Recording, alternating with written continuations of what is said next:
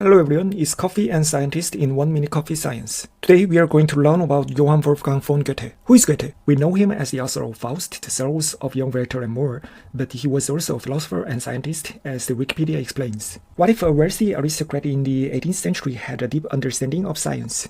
He would have wanted to patronize the best scientists to satisfy his own curiosity. Goethe chose to support the best scientist of his time, Johann Wolfgang Doebereiner. Do you know the periodic table? If so, you know Mendeleev. But Mendeleev did not create the periodic table alone. After Lavoisier categorized the 33 known elements according to their origins, Ampere reclassified them according to their properties. Doebereiner argued for the triadic theory of elements, and Newlands argued for the octave law. Mendeleev's periodic table appeared. Of course, the periodic table we use today is based on Moseley's later rearrangement of the elements into atomic number order. Now that you've learned about Doebereiner, you know how important he was to the birth of the periodic table. He was the greatest scientist of his time, and Goethe sponsored him, but he was already a big scientist, so Goethe couldn't let him do what he wanted to do. So he began to sponsor a student of Doebereiner's, Friedlieb Ferdinand Runge.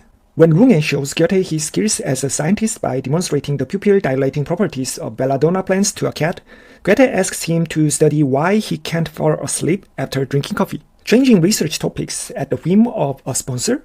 Whether or not this behavior is in line with modern research ethics was not an issue at the time. Unable to resist Goethe's order, Runge quickly extracted the key substance in coffee, caffeine, and discovered that it was the caffeine that kept him awake. At the time, he called it KaffeeBase, German name for KaffeeBase, but now we know it as caffeine, the name given to it by French scientists. If you are curious about why we call it caffeine instead of KaffeeBase, stay tuned for a future episode of Coffee and Scientist.